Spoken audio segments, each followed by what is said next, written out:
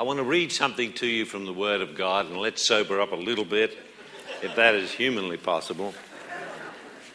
And I want to read something from my hero, Paul the Apostle, this little whip of a man that my research team told me he only stood 5 feet tall. If you recall, the Bible says that he was shipwrecked, maybe washed up on a beach. Someone would have gone to him and said, "Hey, Paul, is that you? Is that you, Paul? How do you feel about the love of Christ today, Paul?" And this little man would stand up his whole 5 feet and put his shoulders back and his chest out and bark out the words, "Unashamed." And then when he felt the sting of the lash, someone would have said to him, "Paul, how do you feel about your missionary journeys today, Paul?" And this little guy would stand up his whole 5 foot with his shoulders back and his chest out and bark out the words, "Unashamed." And then when he was stoned and the flesh was literally falling off his back, someone would have said to him, "Paul, how do you feel about your goals program today, Paul? Wasn't it you that said, 'I press towards the goal, the mark of my high calling'? How do you feel about it today, Paul?" And he again would stand up erect, his shoulders back, his chest out, and bark out the words, "Unashamed." And when he was thrown in prison, what do we hear? Singing. You need a gun, a whip, and a chair to handle a guy like that. Well, Paul is saying here in Corinthians these words, "For though I am free from all men, I have made myself the servant of all, that I might win the more. And so to the Jews I became as a Jew, that I might win the Jews. To those who are under the law, as under the law, that I might win those who are under the law. To those who are outlaw and without law, not being without law towards God, but under law towards Christ, that I might win those who are without law. Oh, to the weak, I became as weak, that I might win the weak. I have become all things to all men, that I might by all means save some. Now this I do for the gospel's sake, that I may be partaker of it with you. Do you not know that those who run in a race all run, but one receives the prize? Run in such a way that you may obtain it.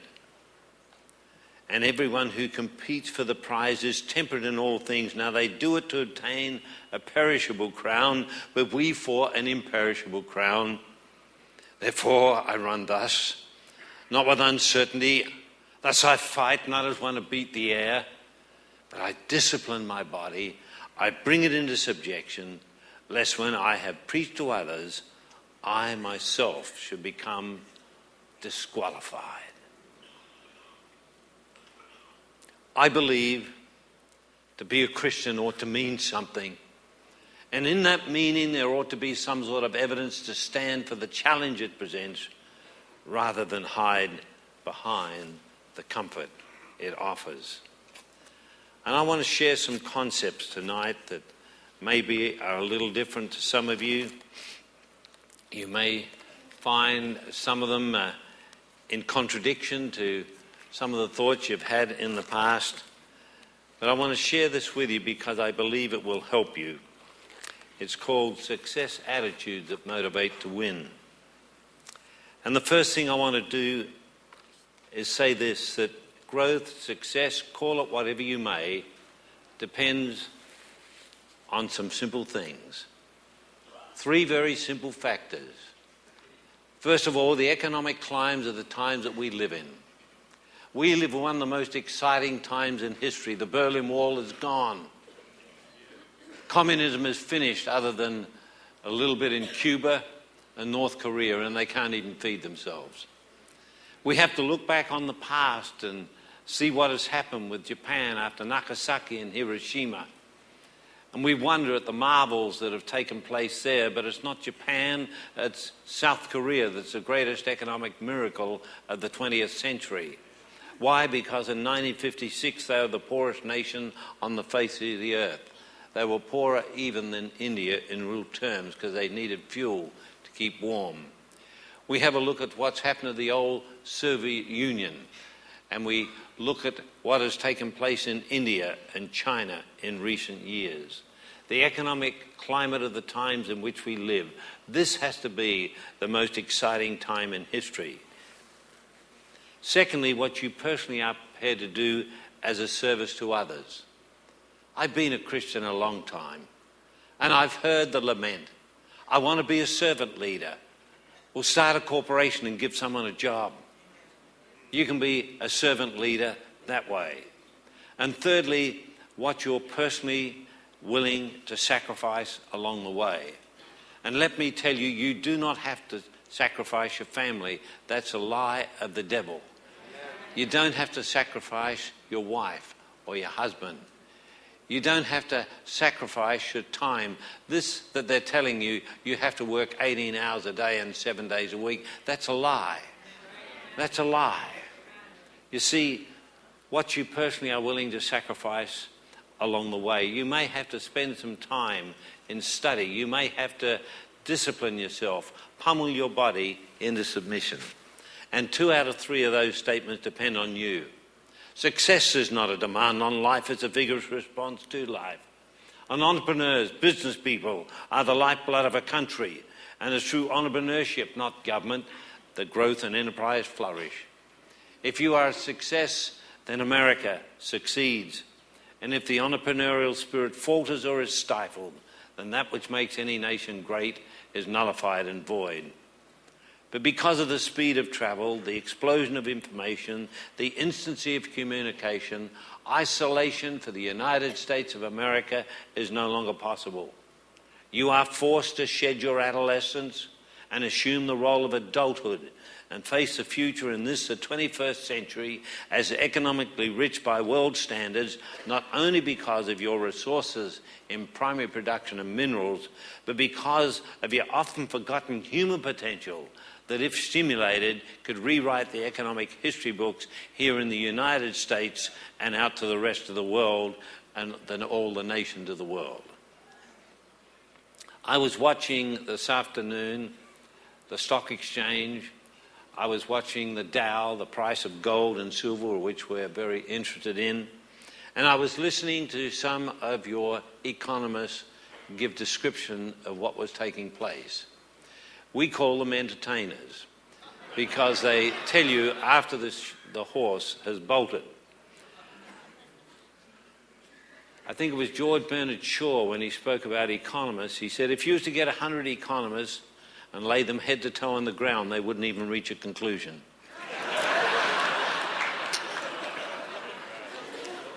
But the major economists, the real economists in the world today, have come together for the first time in history and said that there are 5 essentials necessary for a country to succeed as we thunder along in the 21st century. The first one is a rich, modern, highly productive agricultural base. The second is a rich base of energy-bearing materials. The third is an abundant supply of non-energy-bearing materials. The fourth is a highly developed technology. And the fifth is a highly educated and sophisticated population. And of all the nations of the world and all the emerging nations of the world, there are only 3 nations in the entire world with all of those 5 components. One is Canada. The second one is Australia. And the third one, you've guessed it, is the United States of America. And with the limitation of other countries and the enormity of the opportunity before us, the position that we're in here this evening as Bible-believing Christians must inflict upon us commitment. We are God's rescue squad.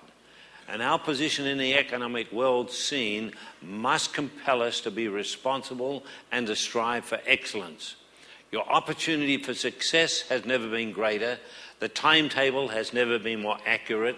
The rewards have never been so large and reachable. Opportunity is not knocking at the door. It's literally tearing the door down. And the key to realizing the potential of your opportunity is to make a commitment. And that commitment must be fastened to a belief in what you're doing and a firm, clear plan for growth. You see, we have been through the industrial age, the automotive age, the jet age, the space age, the electronic age, and many believe that we are now in the age of the cortex. Many people believe that the human mind is on the periphery of its greatness. It is the last unconquered area of mankind. And now is the time for us to cut the fetters from our mind and allow it to glide as it was divinely designed to do so. But we are moving very quickly towards this global village. The military components are different, the monetary system is different, our life expectation is different, the geography is different, and the markets are different. The bulk knowledge of the world at this stage is doubling every 10 years, and you have to ask yourself the question, am I twice as smart as I was 10 years ago? Because if you're not, you're going backwards. And there's something else that we as Christians have to come to grips with.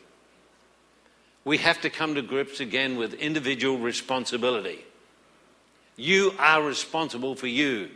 If the Bible teaches anything, and it teaches a great deal, it teaches that you are accountable for your actions. But there's some things happening in the Christian church, not only in America, but throughout the entire world. We've got people that want a free ride. We've got people that say, well, you don't understand. I've had problems. I had trouble being brought up. I've got all these things against me, and therefore you have to carry me. Well, my Bible says you can do all things through Christ who strengtheneth you. Now, I'm going to reach in very deep here because I think we need some surgery. Dr. Alfred Adler, the great Austrian psychiatrist, spoke of what he called the life lie of the neurotic. And I believe it applies to the Christian church. He said it is a categorical demand of the patient's life plan that she or he should fail through the guilt of others and thus be free from responsibility. I wonder if I'm scratching anyone here. You see, because of the way you've treated me, I'm all hurt and you have to carry me. Because of the way I've been brought up, well, I wasn't brought up, I was dragged up. You've got to carry me. And I know that psychologists can help if they begin in the beginning God. But the English psychologist, Dr. Hans J. Einzek, analysed 19 reports covering 7,000 psychiatric cases, and he found a rate of cure or improvement with psychiatric help at 64%. He compared that to a spontaneous recovery rate. That is a rate of recovery for individuals who receive no therapy at all, and that was 66%. Seems to me some of our psychiatrists are driving us crazy. The Canadian psychiatrist, Dr. Raymond Price, spent 17 months studying Nigerian witch doctors, and his conclusion was that their therapeutic results were about equal to those obtained in the North American clinics and hospitals. Well, for those of you who feel as though you're too old, I hate being with people my own age. Why? Because they're always glorifying the past. It wasn't that good, I was there.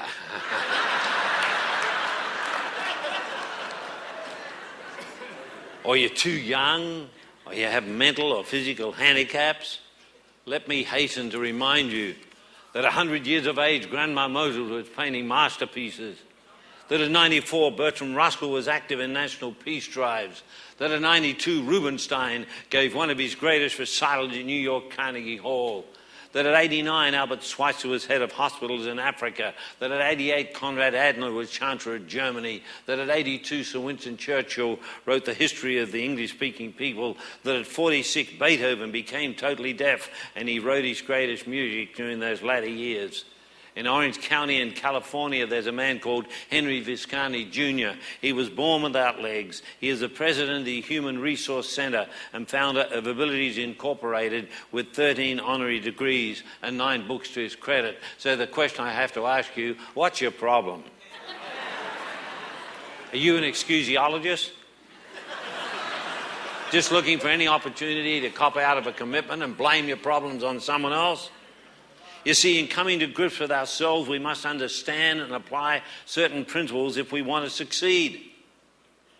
Dr. William James was probably the greatest behavioural scientist of the 20th century, and he said, the greatest discovery of my generation is you can change your life by changing your attitude.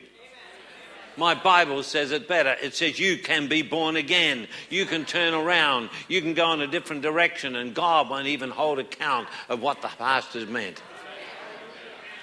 The great Edison said, greatness is an ordinary man and woman with an extraordinary attitude.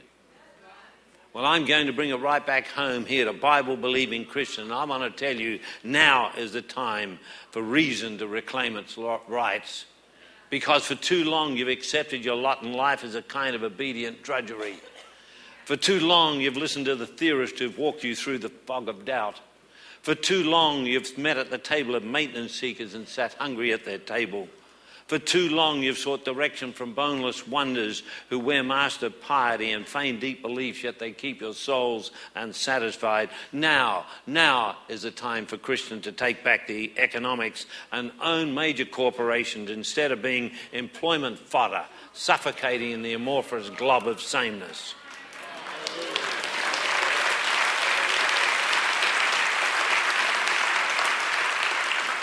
And the first principle of success, if you forget everything I share with you over these next 48 hours, the first principle of success is mastery over procrastination. Do it now. If you were to hear me going to my office of a morning, you'd hear me say 100 times as I drive my car, do it now, do it now, do it now, do it now, and give that affirmation all the way through. Now, I have to say that now, my wife is here. We don't agree on everything. There's a lot of things that I say and do that she doesn't agree on. There's a lot of things she says and does that I don't agree on. But I wasn't quite aware with it until one time we had to go to Western Australia and I had to speak there, and it was at a men's group. Now, I take my wife everywhere. They say everywhere? Well, it's cheaper than alimony. And we were in this hotel room and they were coming for me at 9 o'clock and I had to speak to a men's group. So I said to her, hey, sweetie, you can't come today. I'll see you at 5 o'clock. By the way, what are you doing? This is years ago. She said, I'm going shopping. Oh, my goodness. Now, this was a long time ago. I said, what are you going shopping for? What do you need? She said, I need a new dress. I said, you got plenty of dresses. She said, I need a new dress. Have you forgotten our eldest son is getting married? I need a new dress for the wedding. I said, one dress? She said, one dress. We even kissed on it. I came back to the hotel at 5 o'clock and knocked on the door. She opened the door with flourish. I mean, I smelled a rat immediately. As I held her in my arms, I looked over her shoulder and I saw 2 boxes on the bed. I said, hey, I thought we had a deal here. And she said, now, wait a minute. She said, don't rush me. There's an interesting story about that. She said, when you left, I went down to Hay Street in Perth, Western Australia. I saw a dress in the window that looked perfect for Peter Jr.'s wedding. There was a sign that said no credits and no returns. I bought it, fitted beautifully. There it is. I said, what about the other one? She said, I'm coming to that. She said, I had a look at the time. It's only 10:30 in the morning. She said, what am I expected to do? He said, you won't be back till 5 o'clock. So I caught a bus and I went to Fremantle. I had a look at some of the old convict buildings and suddenly I found myself in a shopping mall. She said, there's a beautiful shopping mall and there's pipe music coming through the amplification system. She said, I had some morning tea and I walked up and down and I could hear this pipe music coming through and suddenly I was arrested by another dress shop. And I looked in the window and there's one better than the other one. She said, and I know I'd made a commitment to you, but I could hear this music coming through the amplification system, and suddenly I think I heard your voice. I said, what did it say? She said, mastery over procrastination. Do it now, and I did.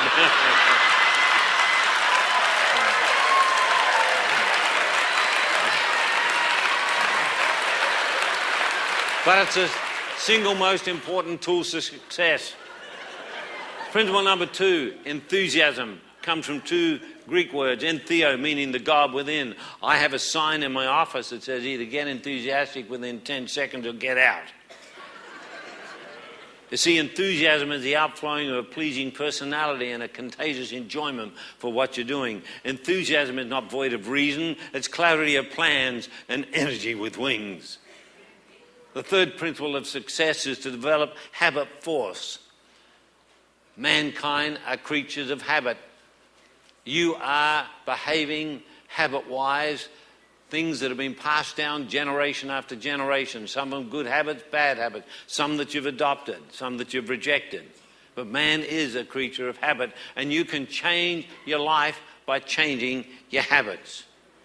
Now again, let me give you another illustration. Many years ago, we lived in the foothills of the city where we lived at that time. My office was in the city. I came home early one day. It had been raining. Rabina was not at home. I walked in. I took my coat off, my jacket off, my tie off, my waistcoat off, kicked the shoe off here and there, spread some papers out, made a cup of tea, looked around. It looked like a nuclear fallout centre. I suddenly came to the realization that I was a slob.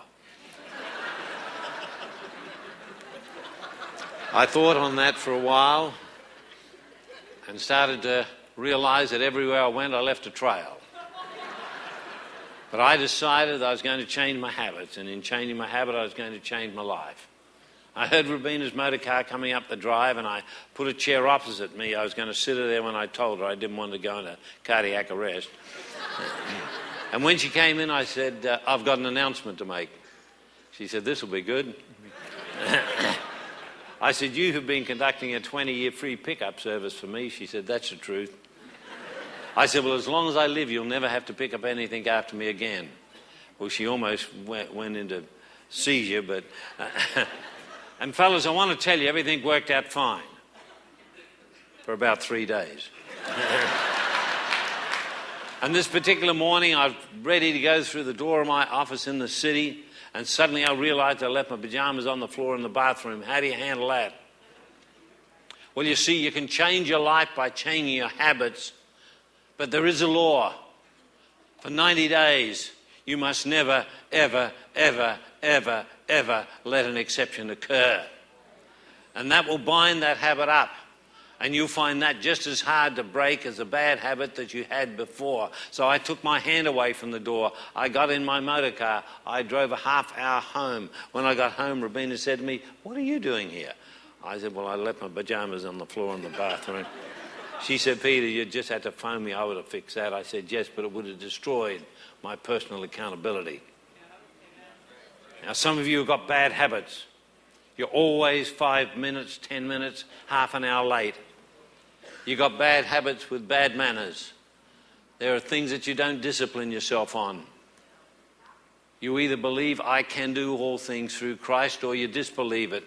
But you need to change some of your habits if you're going to be successful. You see, create new habits, good habits, productive habits, and never let an exception occur. Principle number 4, develop a positive mental attitude. My Bible says, whatever things of good report, think on these things. The creator of the Instamatic camera said, whenever I get a good idea, I incubate myself from negative thinking people. I only need one negative comment to destroy a good idea. You see, a positive mental attitude means spending your creative energies on finding ways things can be done rather than exhausting your emotional and mental powers dwelling on the things that cannot be done. It means turning a problem into a solution. It means you must develop what we call thought displacement. Stand sentinel at the gate of your mind and challenge thoughts as they come in. Principle number 5 is being prepared to pay the full price. You see, so many Bible-believing Christians start out on the road to success and pay a down payment by way of a verbal commitment. They tell you what they're going to do and how it's going to work out, and then they default in their periodical and final payments. Success is a price. It's a payment, the exchange of sacrificial commitment and personal discipline and mental, spiritual, physical, and time output. And yet so many honest and dedicated Christians with character and intelligence, they wouldn't lie on a commitment to anyone else, but continually, persistently, habitually adopt what we call a pseudo-rationalization to themselves and break commitments by way of pseudo-rationale, thereby pushing themselves lower in their own esteem, and at the same time, they're within the subconscious mind, strengthening the chains that already bind. Paying the full price It means a commitment to excellence and learning how to excel in dimensions that we have never known before in our lives. Whatever God has given you to do, whatever you set your mind at, you must know your stuff, inside and out. Saturate yourself with it. There is nothing that will put a spring of confidence in your walk and in your performance like being sure that you definitely, concretely, and specifically know what you're doing. Now, number 6, and this one's going to surprise you. Learn to speak on your feet.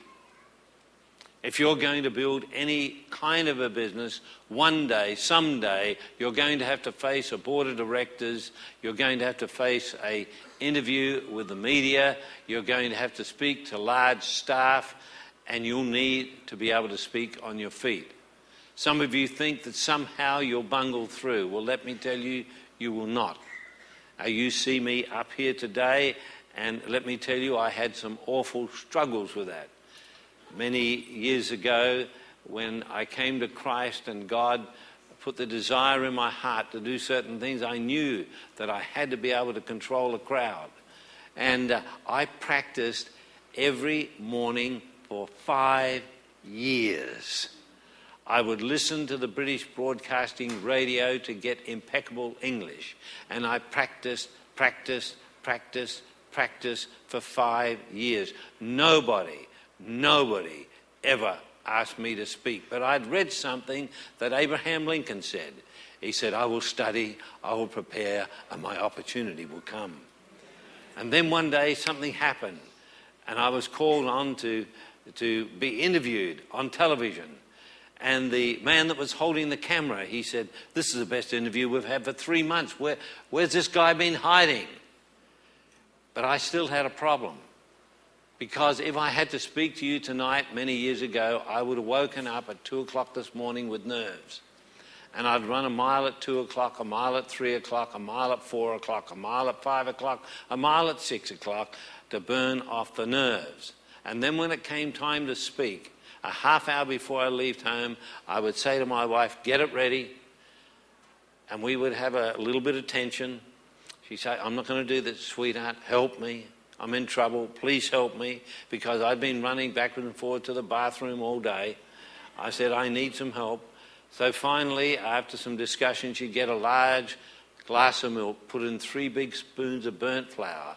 She'd mix up a paste, and this glue that she'd mix up, I would glug that down, and that'd bind my bowels so I wouldn't have an accident when I stood up. You can laugh about it, but I did that for 15 years. 15 years. And when I got home, I'd take 4 Laxats to get it all back to normal again. 15 years, and the pastor asks you to do something. You say, oh, pastor, that's not my gifting. It's got nothing to do with your gifting. It's got to do with your commitment to Jesus Christ.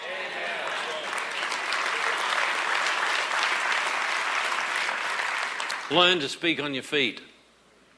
Number 7, if you're going to go into business, you better understand emotion.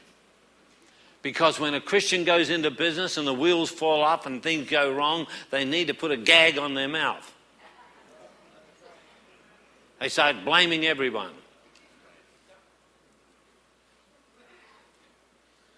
They can't control their mouth.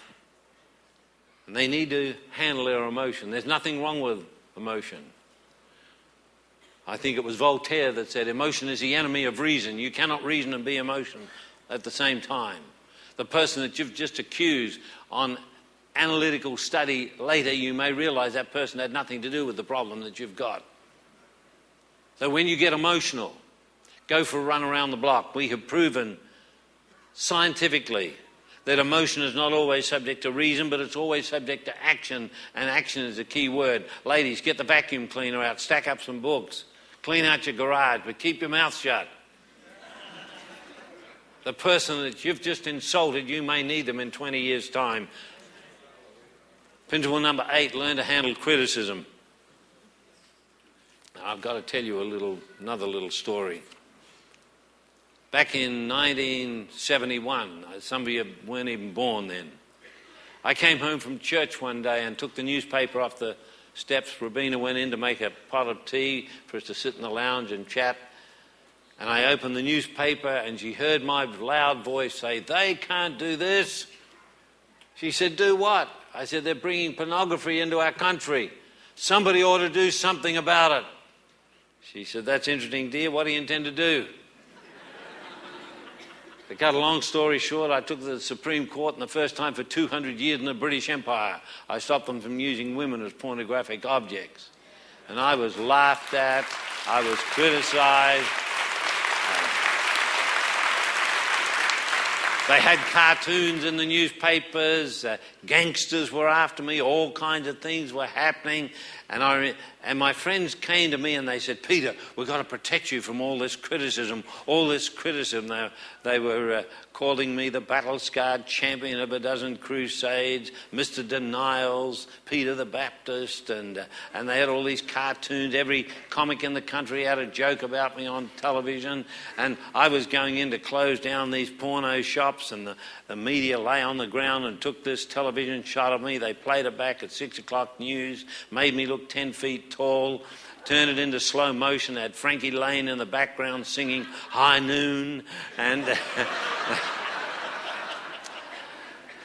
and my friend said, we're going to put a wall around you, we're going to protect you, this is not right, what you're doing is incredible, and we're going to protect you from all this criticism. I said, "Fellas, back off." They said, "But it must be crushing you." I said, "Fellas, back off." They said, "Well, how do you sleep?" I said, "Like a baby." They said, "But all that criticism." I said, "Fellas, you need to understand, criticism has no power. The only power that criticism has is that what you give it while you're tossing and turning, trying to work out what that person said or what you thought they meant by what they said. You're giving criticism the power drive to destroy your life. Criticism has no authority unless you give it to it." I like what Mark Twain says about criticism. He said, if there's any real power in criticism, the skunk would have been extinct years ago.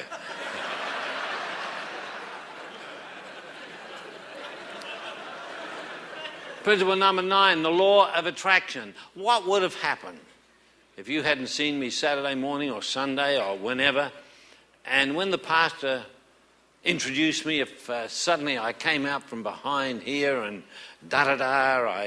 I hadn't had a bath for 4 years, and my hair was hanging down in mats. I had breakfast with yesterday's beard on it, and I had an old hang shirt that was grubbing, a pair of jeans with the knees poking out of them, and some sandals with dirty toenails, and I had some worry beads, and I was going to swing these worry beads. And I was going to talk to you about success. I mean, how would you, the people of God who look upon the heart, how would you have received me? You'd have cancelled me out, because you don't get a second chance on a first impression. Clothes may not make the man, but boy, they sure do introduce him. You know, I get some of these Christians say, "Doesn't matter how I dress, they can take me or leave me." They'll leave you. Well, the Bible doesn't say anything about how you should. Well, you're reading a different Bible than me. Read about Aaron. God said to give him fine robes, to give him dignity and honour. We are ambassadors. Do we walk like ambassadors? Do we talk like ambassadors? Do we open our home like an embassy? And something else I need to tell you too. I'll go over here. They're listening better than you. I need to tell you this. Psychologists tell us that people with dirty interiors of motor cars wear dirty underwear.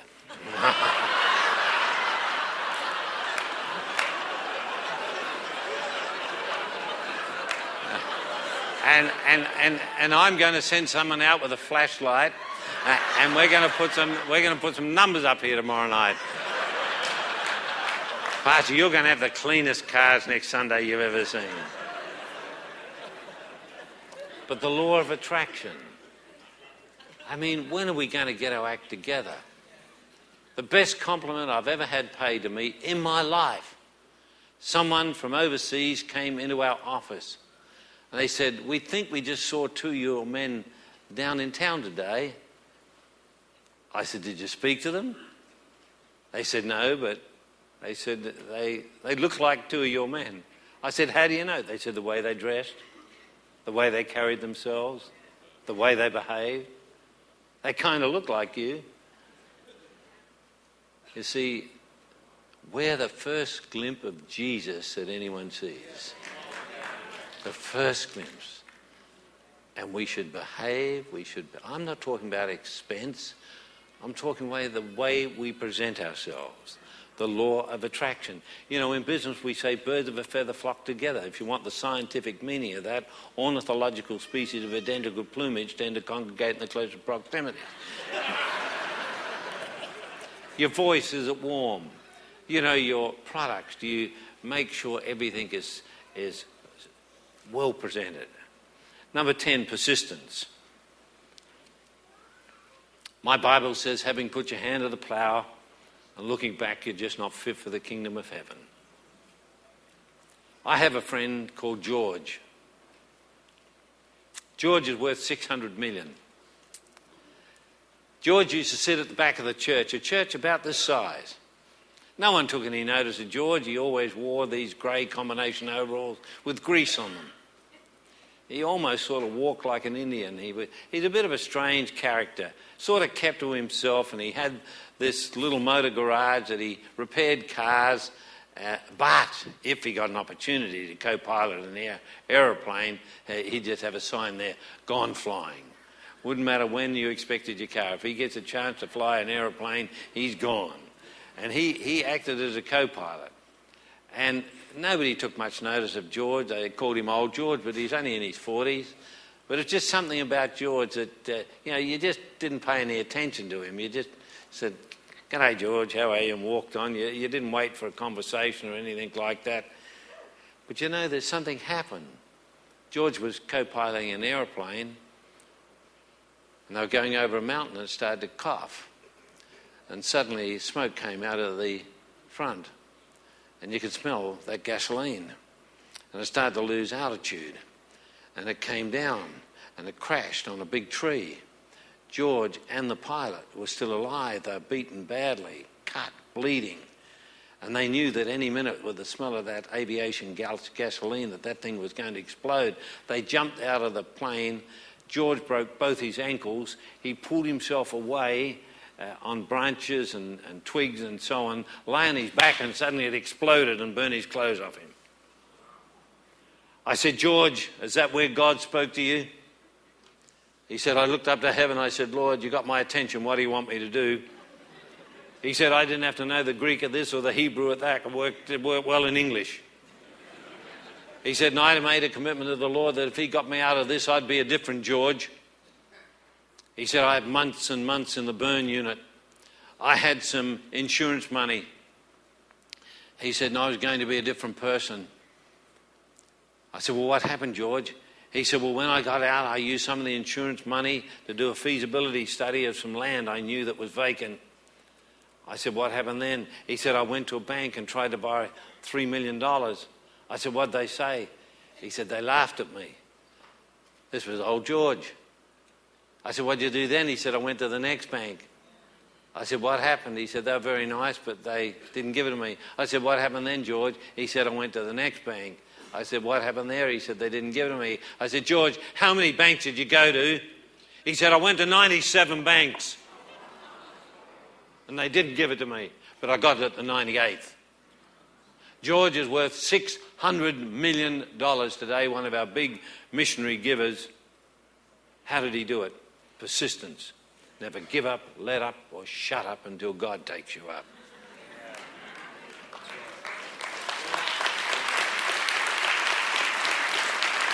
You know what? We have these cliches in our Christian walk. I'm waiting on God.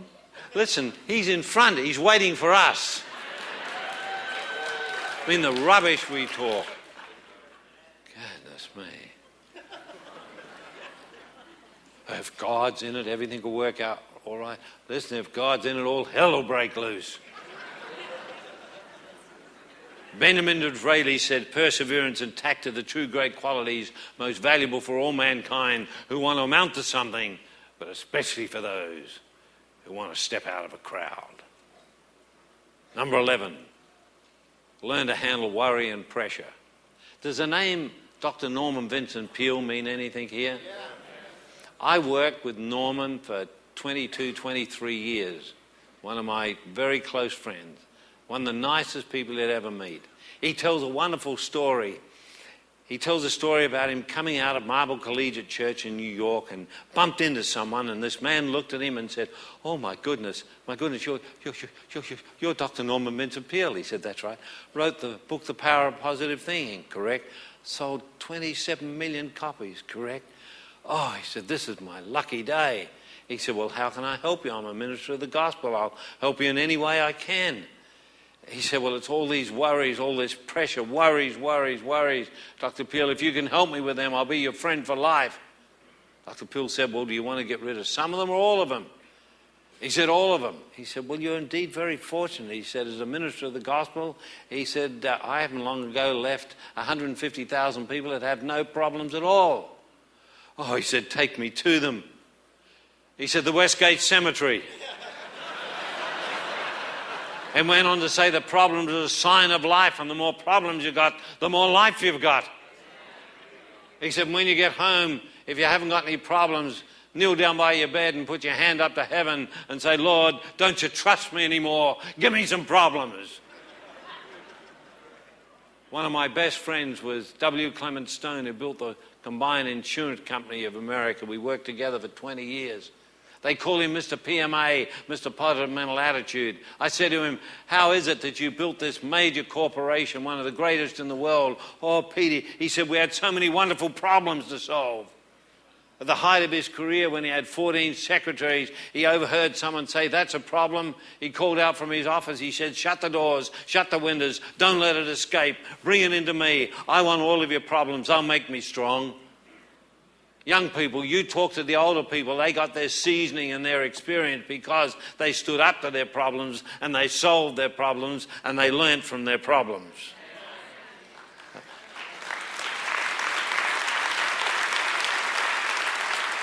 And what is worry? Worry is creating mental pictures of the things you do not want. It's weakness escaping. Principle number 12, this is the one that wipes me out, decision making. Oh, this is where we fail as Christians. You know, if something happens, well, I'll pray about that. Listen, I have seen you out in the highway, a Mack truck's coming down. You don't kneel on the bitumen and say, "Lord, shall I move or shall I stay?" You get the heck out of there. I mean, if we want to stop anything, oh, let's pray about that. I mean, we witnessed here some miracles yesterday. Some people gave their lives to Christ. And rightly it was said that the angel in heaven rejoiced. We rejoice when we see that, and it happens in a twinkling of the eye. But if the pastor tries to raise some money, I got to talk to my wife, my bank manager, my accountant. Let's do a bit of spontaneity there occasionally. Hello, are you listening?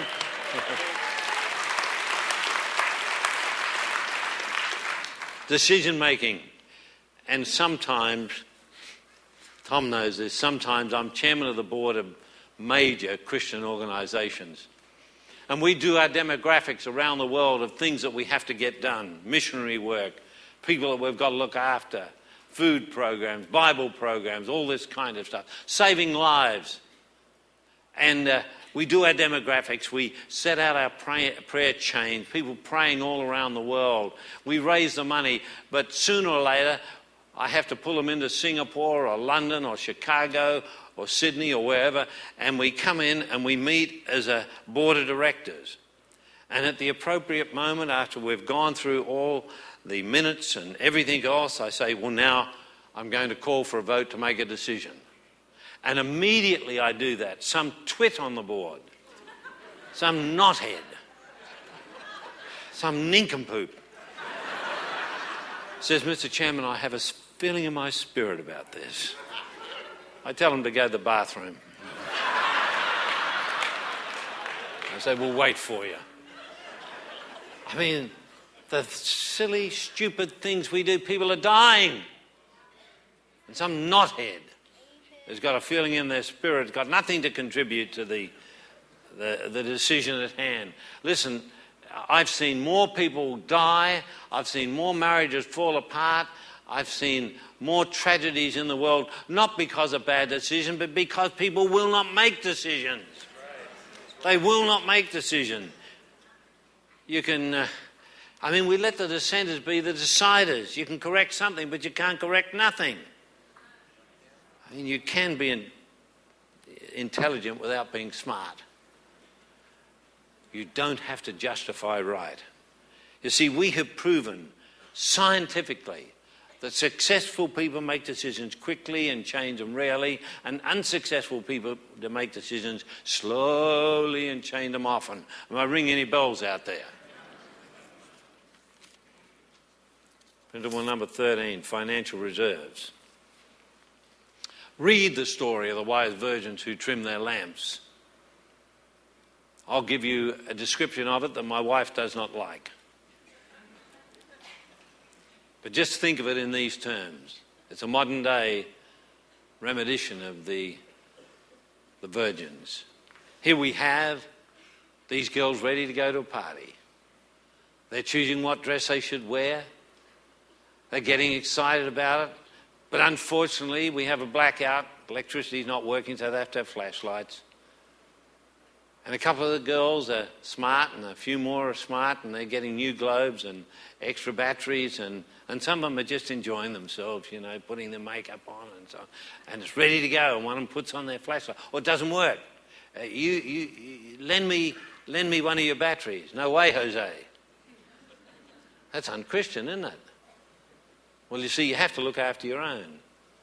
You are responsible for your own. And half of them didn't get to the party.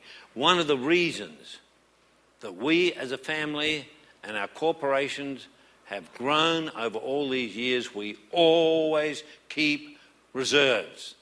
If anything happened to me, if I have to drop dead right here, my wife knows exactly what she has to do. Fellas, give your wives some financial security. Am I right, ladies? Yes. Did you hear that, fellas? Women need financial security. Now, how much is enough for a woman? Just a little bit more. And so often, ladies, you're never satisfied with how much you get because you are security conscious. Where men, you tame us, but don't hold your husband back. And men, don't hold your women back.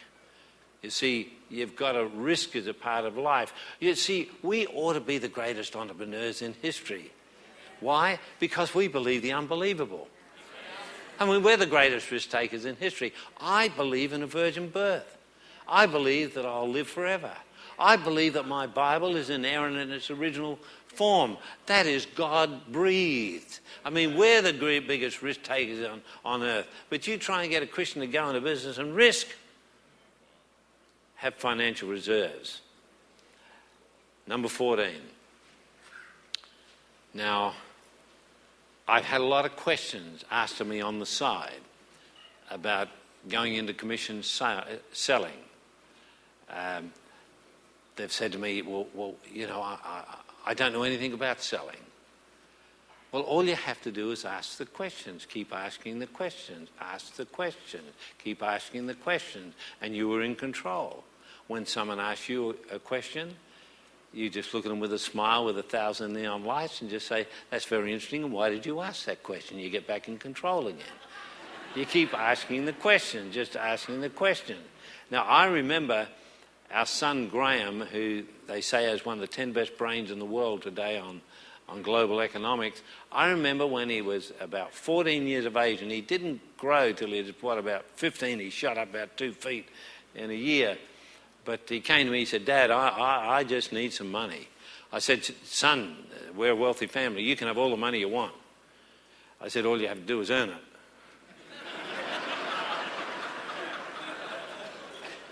And he got a job in the school holidays in a department store selling socks and underpants. And you couldn't imagine anything more inspiring for a young lad than selling socks and underpants. He came home the first day, had a face as long as a butter churn. I said, Graham, what's the matter? He said, Dad, everyone says the same. can I help you? No, just looking. I said, well, son, you've got to think of a phrase that's going to help you do what you're paid to do. I said, I'll give you 2 weeks. If you can't come up with it, I'll help you. Oh, the next night, he came in, he kicked open the door, walked in. He said, somebody asked me how I went today. We said, how did you go today, Graham? He said, I sold underpants and socks as if it's going out of business. I said, did you find the formula? He said, Dad, I started to think and I got the formula. I said, what's the formula? He said, I went up to him and I said, have you found what you're looking for? If they said yes, he'd say, let me wrap it up. He said, if they said no, I took him by the elbow and said, let me help you find it. You see, there are always ways around things. I was thinking of a young lad that was trying to get a job, and he got there and there are 13 kids in front of him. How's he ever going to get that job? So he ran up to the receptionist and wrote something on a piece of paper and said, would you take this to your boss immediately? It's urgent. The boss opened it and called out for him straight away. He said, I'm the 14th kid in line. Don't do anything until you talk to me.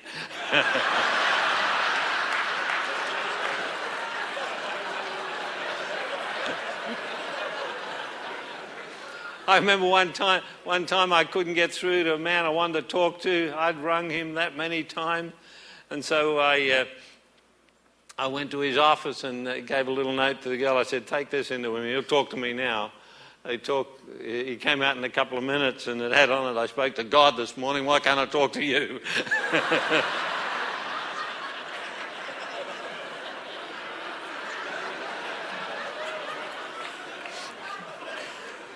Finally, the last one.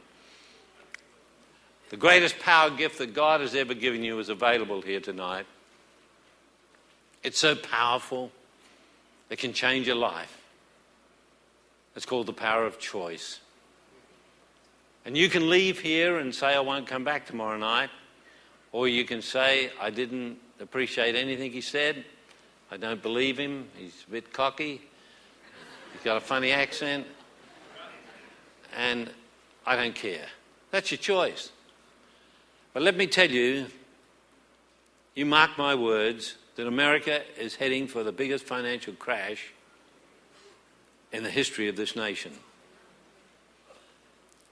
And it'll fall to you, the people of the Christian church, to rescue it or go into oblivion. This is not a game. This is serious stuff that we're talking about. And you have to rescue this nation. I will keep coming back here, not to this church, but I'll keep coming back to this nation as long as I've got breath in my body. My wife says to me, you should be slowing down. But I think I've got another 15, 20 years hard work left in me.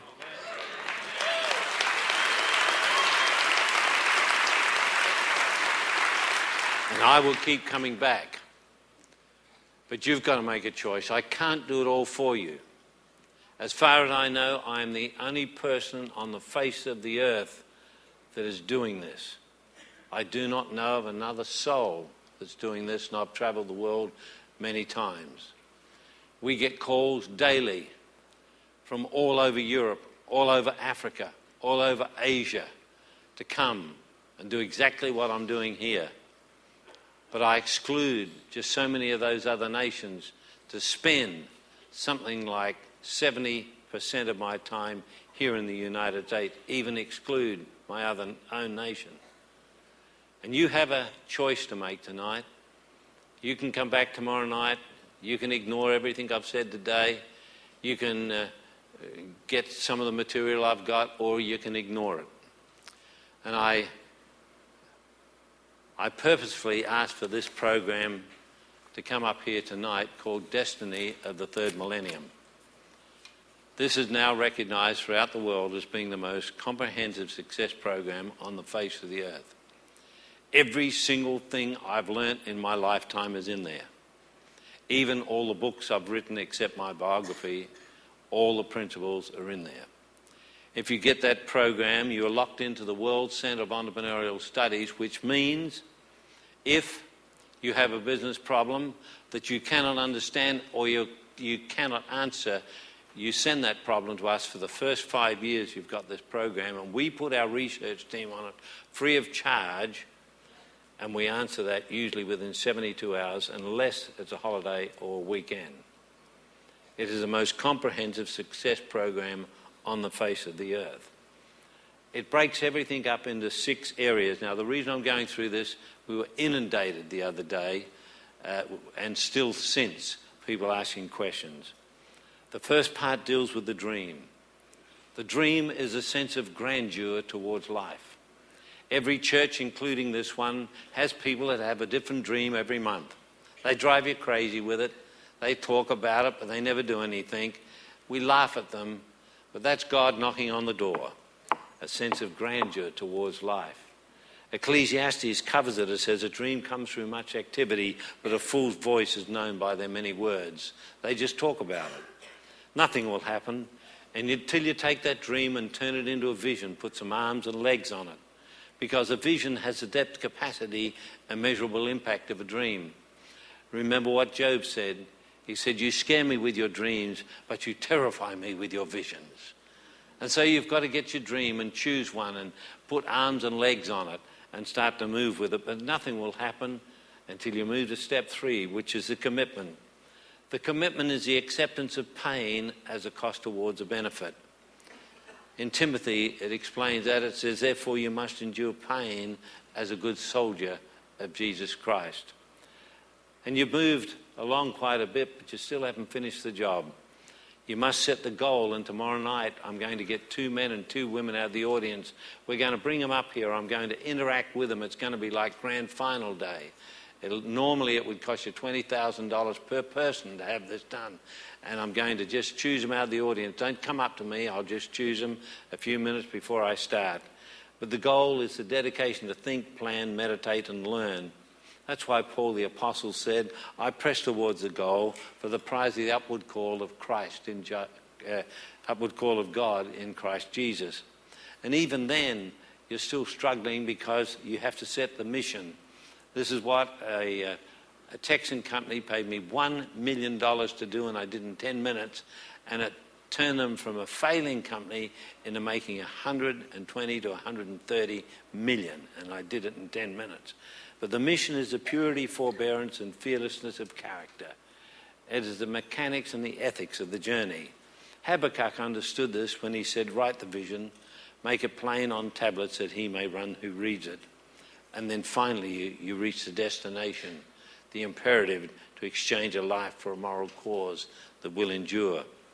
Romans explains this where it says, he predestined those he called. It's all under that. Let me give you what's there. There's a mathematical formula there for evaluating your daily performance. If I ask you what kind of a day you had, I had a good day, a bad day, a great day. But that's like the state of your digestion. Have you ever thought about doing a mathematical formula? There's a formula of how to use your imagination. It's a new field of behavioural science called imagology. And you need to use your imagination. There's another formula that shows you how you have your strengths and weaknesses, an evaluation chart, the principles of negotiation, life's special distinctives, 10 formulas how to build better people if you've got staff or people around you. There are 10 principles on showing you how to look after your greatest assets. There are 12 unbreakable laws of success. There's a full program with charts and flow charts on setting your goals at all levels for your entire lifetime. There's a formula creating a mission statement at both levels. There is a program there on 17 principles of time management that we used to sell 15 years ago for $450 just for that program. There's a question formula to stimulate greatness there. Shows you how to have the laws of contract. 25 principles understanding the essentials of leadership. 7 principles on handling law and contract. A formula in principles for economic protection. How to start a business. How to develop an idea. Look, it would take me another 20 minutes to go through it. There's a time clock that shows you how the economy works. And once you do this, you get a diploma and credits towards a doctorate or a master's degree. You have to fill in a form.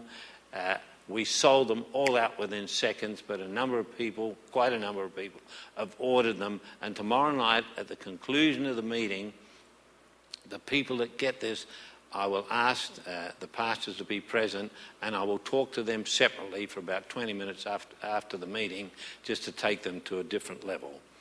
Now, we're just about time to wind up. Has anyone got any questions before we wind up? Any questions at all? There's some right at the top there. Is anyone able to get up the top with a microphone? Or why don't you meet us down here? Anyone's got any questions up top, run down here and we'll... Yes? Hi, my name is Robin.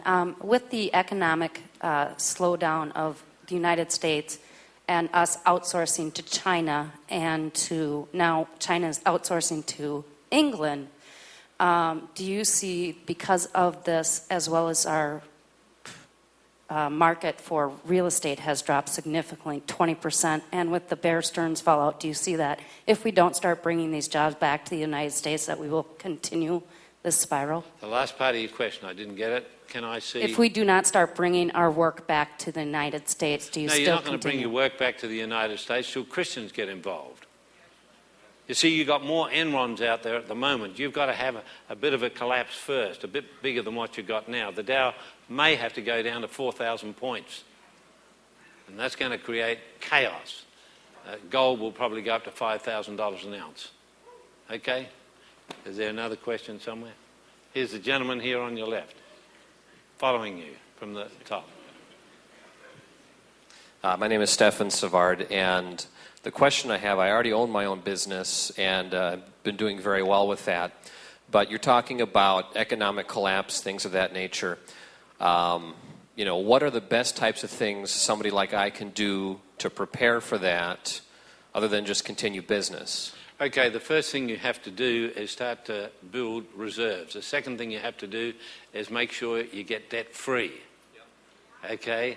And try to get into some sort of business in food or some sort of servicing that people need. Okay? Like a commodity or something? Beg your pardon? Into like commodities? Well, make sure... See, your job is to protect your family. That's your first job. Right. So you make sure you get all your bills paid, and then you build financial reserves. But get involved in something that is a necessity. Okay. Food's a good one. Okay. One other follow-up question to that. Do you have any opinion on the world oil supplies and are we looking at... Yeah, I do have an opinion on the oil supply. Peak oil, things like that? Yeah. I think that eventually some smart alec's going to bring up a different kind of locomotion where we will not need oil. And then that's the end of the Arabs. That's the end of the Arabs. Yes. My name is Brant Scheifler. Can you explain practically how you involve God, or better yet, get his validation on strategic decisions and or partnerships, practically? Well, it depends on what sort of decision.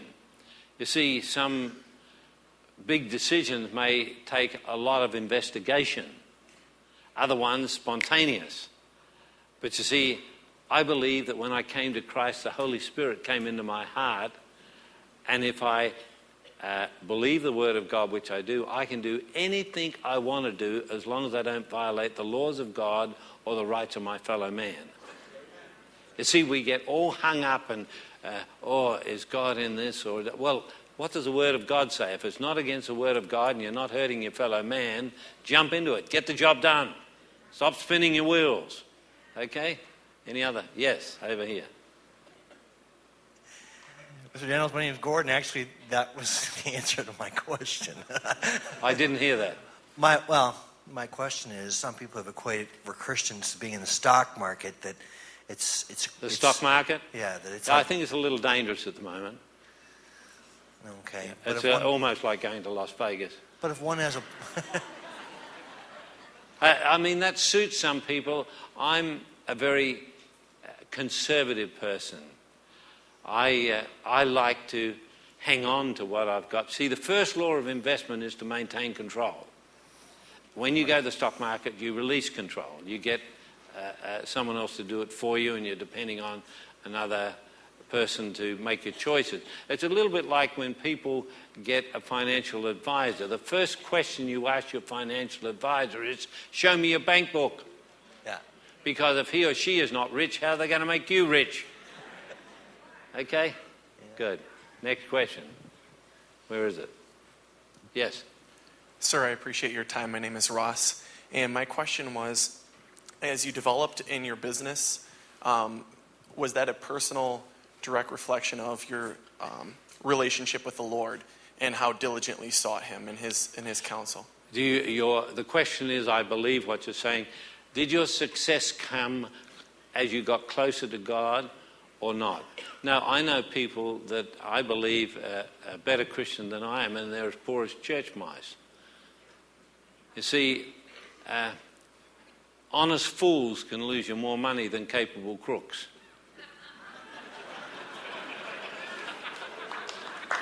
Sometimes you see Christians go into business, their eyes are wide open, you can see through to the back of their head, there's no brains in it.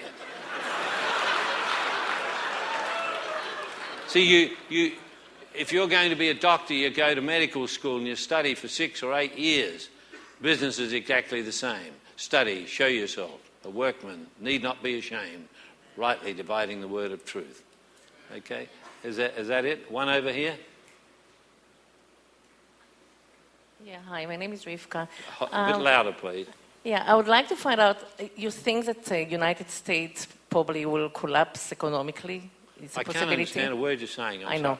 It's my lousy accent, I'm sorry. My question is, if United States, if America will collapse economically, how it's going to affect Australia or Europe? How is it going to affect Australia? Mm-hmm. If America sneezes tonight, the rest of the world has a cold tomorrow. Yes. The whole world depends on America. Which means everything including else. China. Oh, right. You see, if you don't let China into your markets, China collapses. Which means all the world actually economically will collapse, in your opinion. You see, it's a one-way street. China's coming here, but they won't let you in there. Yes, sir. Hi, Peter. Craig Lindell. Gold and silver, because you've made it real clear that, some people are crooks and some aren't. If you're going to buy gold and silver here in the U.S., where do you purchase it from and how do you store it? Well, I wouldn't tell you how to store it with all these people here.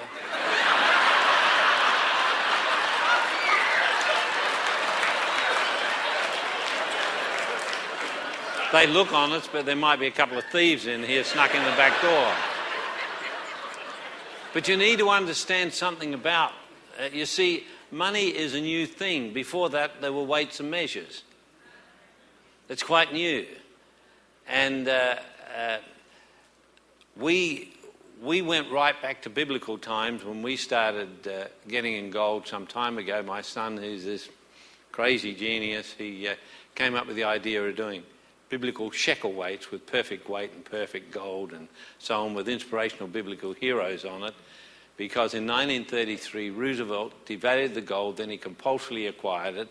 Then once he acquired it, he put the price up and got America out of the Great Depression. 2 types of gold he could not touch. Anything was ancient and could not be restruck, or anything of religious significance. Now, if he touched anything of religious significance, that would create civil war in America. Well, we are the only company in the world that produces gold and silver biblical shekel weights with inspirational biblical heroes that no Western democracy can take from you without changing the Constitution on religious freedom. Okay, now we are out of stock at the moment too. Okay, so please don't go, and nobody write me any letters, please. But you can get it off our website. I'll put a website up here that you can. Let's give you a couple. This is a new one that's just started. www.danl,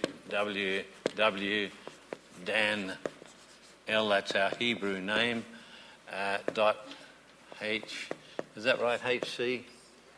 That's right. CH. Okay, and then there's Peter Daniel's at Peter Daniel's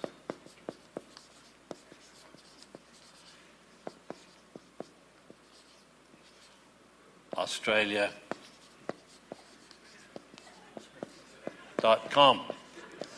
Now, if you go to them, they'll give you a lot of education and you won't have to contact us, thank God. Son? Okay. And then a follow-up for you. I'm a little bit on the slow side. You explained to me your 125-year book that you had. Which of the books is that in for the cycles for selling? That's in this program here. It's in this one here, the Entrepreneur's Handbook. Thank you, and God bless you. Okay. Next question. There one over here? Good.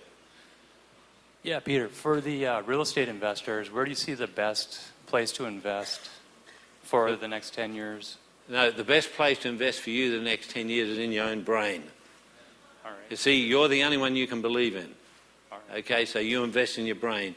Christians won't spend money on their brains. Get someone else's material. Don't get mine, but spend it on your brains. Okay, and please don't spend money you can't afford. Yes, sir. Thank you, sir. My name is Alexander. My question is Are towards... you from Nigeria? No, I'm from Liberia. You're from where? Liberia. Liberia. Yeah. You sure you haven't changed the first letter? I have a lot of Nigerian friends. They are wonderful people. My question is towards, you said when you started your business, the first 3 times you failed. What are some of the key mistakes you made that led to those failures? Could you You mean what elaborate was on the them? difference the fourth time? Yeah, maybe what was the difference the What was fourth the difference time, the but fourth the 3, time? I maybe wasn't there was some stupid major anymore. mistakes. I wasn't stupid anymore. Were there You any see, key I learned mistakes? from everyone this was a way it couldn't be done. Well, let me give an example, okay? Example's probably better. I used to go into stores and everywhere to see if I could find something I could make $1 million out that hadn't been changed. And one day I found it. Shoe polish. Whoa. You had to use a brush and put it in there and spread it on. I created, with some chemists, some fluid shoe polish. You had a pop top on it. You just squeezed it on your shoe. It was called Som. Do you want some? And I took 98% of the business away from all the shoe polish manufacturers in Australia and New Zealand. I was selling it by the semi-trailer load. I mean, I was in clover. But I was young and I was silly. I didn't check out the people that were manufacturing it for me who were going broke, so they cut down in their chemical formulation. Suddenly, sediment went to the top, sediment went to the bottom, fluid went to the top, and I had semi-trailer load of semi-trailer load of semi-trailer load coming back to my home of shoe polish. I stacked it around our block. We barely had room to get into our back door. You could smell that turpentine 2 miles away. I mean, if you went past that house with anything more than a warm thought, it would blow up.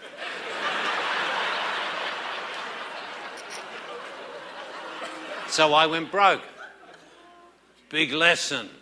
Never forgotten. Okay? So I learned. But at the same time, I was devouring material. See, up until a few months ago, I had already finished 6,000 biographies and documented every one. When I finish a book, I throw it away because I've got out of it what I want, and my notes are over 2 meters high just relative to my life goals. I read 8 books at a time.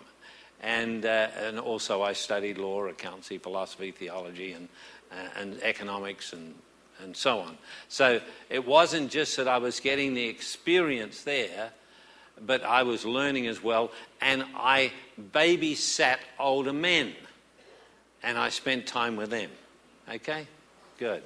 Is that any over there? There one there? Well, he kind of asked my question there when you said you failed and you're able to do it. But if some people, like in small business, maybe they don't have the resources to get more money if they lose everything, do you have a His question is, I failed 3 times, but some people in small businesses haven't got the resources to bounce back again. Right. I didn't need any money. I was a good salesman. I sat up that night on the phone and phoned around till I found someone who had something to sell. I put a commission on it and I was selling the next day and making money. I was back in business the next day. I'm a worker. I mean, just either lead or follow or get out of the way. I'm coming through. You know, I work. So I didn't need any money. What I needed was an opportunity. No, you don't need money if you're a good salesman. I can sell. Yes, sir. Hi, I'm Don Ainsworth. This is the end. These three are the end. Yes. That's all right. The three of you, I'll answer those questions. Yes. I'm a bit of an inventor. It's been my interest for You're an all my inventor? life. Sort of, kind of. But I never really had the capital to get my invention to market. How do I raise the capital? Okay, let me ask you some questions. Okay. Have you actually got a working model? Yes, I've used it. Is for it the last- patented and protected? That's what we lack the capital for. No, you know, you can do it by registered design. You can even copyright the written plan and so on. But it is a working model. It's something you can show and function. Yes. Okay, what you need to do is do a business plan in respect to how many could sell and what price they will sell at. Remembering, of course, that whatever it costs to make it, you've got to multiply it by a factor of at least 8 because that will be its retail price. So if you make them for, say, 10 cents, they're going to sell for 80 cents. Because of the margins that have to go in and the transportation and the costs and everything else, okay? So you've got to work all that out. Now, if it is a high priority thing, then you should have no trouble forming a limited liability company, selling out 40% of it for whatever figure you need. How much money do you need? Well, So you haven't thought it through, I can tell. Well, I've used it for 10 years myself, but No, they're not the answers I want. I want the answers, have you thought it through? The answer is no. You don't know how much money you want. Well, why? What have you been doing for 10 years? So you've got to start thinking in an entirely different way. How much, see, if a man came along and said, I've got $100,000, would you sell it to him? sounds You good, don't but even no. know. You No, see what I I'm wouldn't. getting at? So you're just playing games with yourself. Get real. Okay, get real. Spend a day just thinking about what you really want to do with it, and then probably come back and ask a question. Okay? All right, thank you. Good. My name is Diane, and you said on Saturday morning that you had a plan to end the war in Iraq, and I was Yes, wondering of course if I you'd be did. able to Yeah. answer that. Yeah, well, after I've spoken to this young man, I'll tell you that, all right? And that'll be the end of it. Yes, sir, my name is Michael. I'm also an inventor. How old are you? I'm 23. 23, okay. Yes. You mentioned earlier about someone coming up with a different kind of fuel. I'm working on a fuel cell to run a car on water. And I've showed my ideas to some investors, and no one's interested at this point because it's too early. I don't have What a are you working doing for a prototype. living? I'm a waiter at Olive Garden. You're what? I'm a waiter at Olive Garden. It's a restaurant down the road. Okay, you're a waiter in the restaurant, okay. Yeah. Now, what is your question? I didn't quite get that. That was a bit jumbled. I've talked to investors, and they said it's too early to give me any money yet, and so I'm wondering, like, what... Well, why do you want people... Well, why does everyone want someone else to give them money? Grow up. Earn it yourself. You're 23. I've got an 18-year-old grandson that runs his own business. He's only just turned 18, and he's making $200,000 a year, and he goes pig hunting 3 days a week. I mean, get your act together. Get a job selling on commission. Go out there and get a job selling on commission and start to work on your mind. We need you young people. We need you to go out there and be giants. Okay?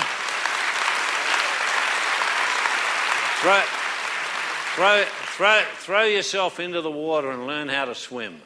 Okay, you're good looking, you've got a bright face, you've got an honest face. Get a job selling motor cars, insurance, or real estate, or something like that, and get some experience. Okay, don't expect someone to give you some money; they're not going to do it. Okay, right. This gentleman, that has to be the last one.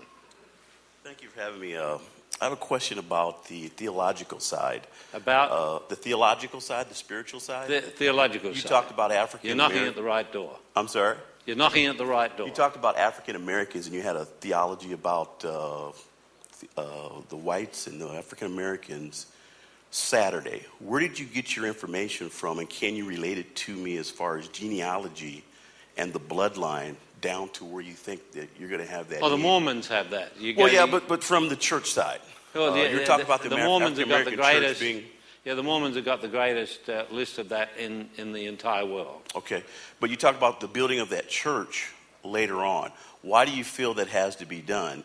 Is it from that relationship of Noah, or from him, or I'm trying to think of it, but. No, you're not explaining yourself sufficiently. Well, the thing is, you made a comment about the conqueror and the invincible. Well, so I was wondering where you got that information from. Okay. Because if you use the Bible, we have our own research team. Correct. Yes, that's where we get our information from. Okay. We are at the moment have our scientists studying the speed of light.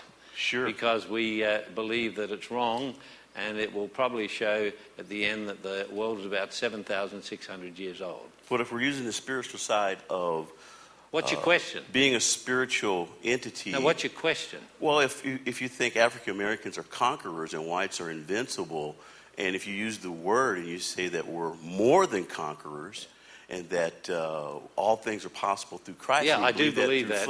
And I agree. I agree with that 100%. Well, what's your question? How did you come to that conclusion? Oh, quite easily. Was it for let me culture? finish. Okay? I came to that conclusion quite easily. I spent 80% of my time in America with African Americans. Mm-hmm. I've co-written a number of books for them. I've worked with them. I've spent time with them. I've studied their history. Of course, you may remember George Washington Carver, one of the greatest scientists, was black. The person that created the plasma as we know it with blood, he was black. There's nothing wrong with the black mind. Correct. What they've got to do is adjust their culture. Correct. Okay, why is it that a person from Vietnam can come here and go through traumas on the high seas, pirates and everything else, here 8 years, and in 8 years they're driving Mercedes and making big money, and the African Americans are still scratching out a living? You've got to adjust your culture. That's what I wanted to know. Is that coming from Deuteronomy? No, I'm telling you, you've got to adjust your culture. I agree. But is that coming from the Deuteronomy aspect of it, where you get your information? No, just common sense. Well, okay, but I'm talking about, if you're talking about whether it's slavery. I'll talk to you later, because this could go on for ages. Okay. I mean that. I want that time. I'll see you at the book table. Great. Okay. Now, I got to answer that question. I wasn't trying to cut that man off, but, this could go on for ages, because he wasn't understanding me and I wasn't understanding him. I have to answer this question, how do you stop the Iraq War? You want to know the answer? Well, this is what you do. Mr. Bush, listen. You get 2,000 pigs. You crunch them up and make pig pellets. You hearing, Mr. Bush? Then you get 5 Black Hawk helicopters, and 5 o'clock every night you fly over Baghdad and spray out the pig pellets. Muslims won't go anywhere near pigs.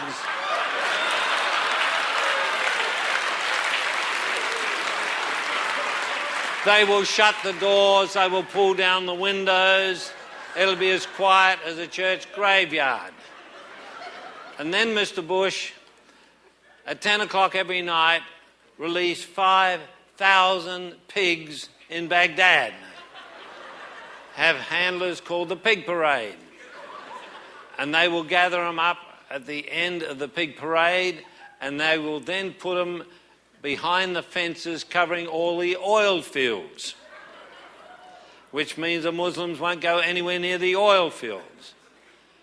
Then, for good measure, you kill about 100 or 200 of the pigs, and you make some coffins and line the coffins with pig fat and pig skin. And any insurgents that get killed get buried in those coffins. And they will not go to their happy hunting ground. The war is finished by lunchtime tomorrow. You won't cost the life of one GI. You can bring all the boys home. You can get all the ammunition back, and it'll be peaceful. Thank you, and God bless you.